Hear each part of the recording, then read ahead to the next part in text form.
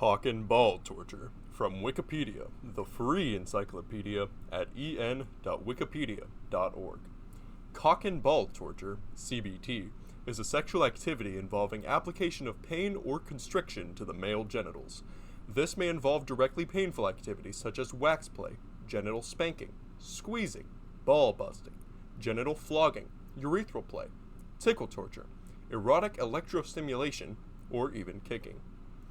The recipient of such activities may receive direct physical pleasure via masochism, or emotional pleasure through erotic humiliation, or knowledge that the play is pleasing to a sadistic dominant. Many of these practices carry significant health risks. Section 1. Device and Practices. Similar to many other sexual activities, CBT can be performed using toys and devices to make the penis and testicles more easily accessible for attack, or for foreplay purposes. Ball stretcher.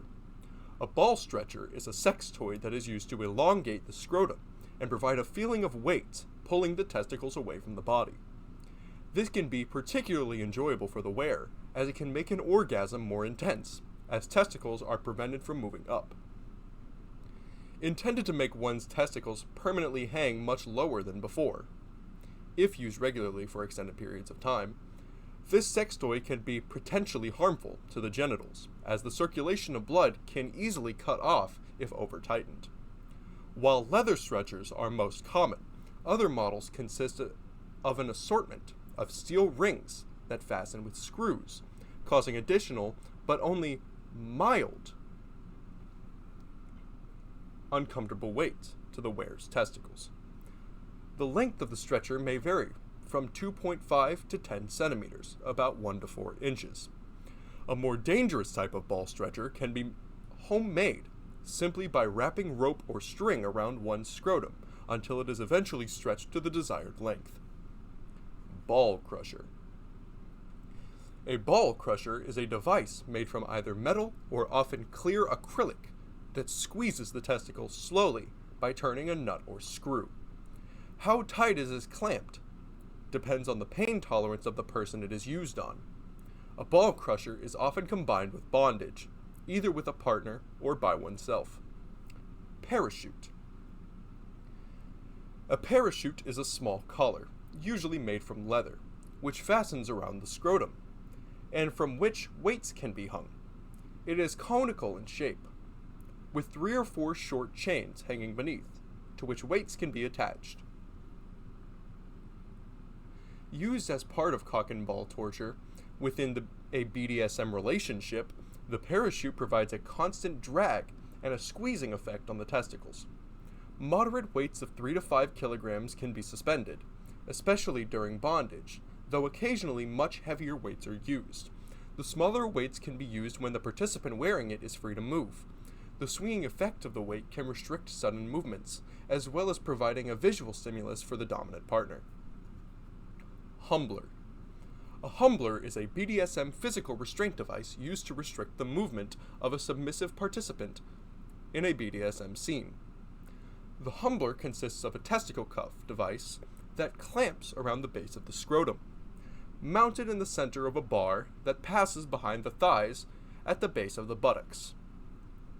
This forces the wearer to keep their legs folded forward, as any attempt to straighten the legs even slightly pulls hard on the scrotum, causing anything from considerable discomfort to extreme pain. Testicle cuffs. A testicle cuff is a ring-shaped device around the scrotum between the body and the testicles, which when closed does not allow the testicles to slide through it. A common type has 2 connected cuffs, one around the scrotum and the other around the base of the penis. They are just one of many devices to restrain the male genitalia. A standard padlock, which cannot be removed without its key, may also be locked around the scrotum. Some passive participants enjoy the feeling of being owned, while dominant individuals enjoy their sense of owning their partners. Requiring such an individual wear testicle cuffs symbolizes that their sexual organs belong to their partner. There is a level of humiliation involved, by which they find sexual arousal. The cuffs may even form part of a sexual fetish of the wearer or their partner. However, these are extreme uses of testicle cuffs. More conventionally, the device pulls down the testicles and keeps them there during stimulation, which has a number of benefits, like making the penis appear longer. Pulling the testicles down and away from the base of the penis stretches the skin over the base of the penis and the pubic bone, exposing the additional few centimeters of penile shaft that is normally hidden from view. Improving sexual arousal. While some participants may be aroused by the feeling of being owned, the physical feeling of stretching the ligaments that suspend the testicles has an effect similar to the more common practice of stretching one's legs and pointing the toes. Preventing the testicles from lifting up so far that they become lodged under the skin, immediately adjacent to the base of the penis, a condition which can be very uncomfortable, especially if the testicle is then squashed by the slap of the skin during thrusting in sexual intercourse. Delaying or intensifying ejaculation by preventing the testicles from rising normally to the point of no return, it is much harder to reach an orgasm. Cock harness. A cock harness is a penile sex toy designed to be worn around the penis and scrotum.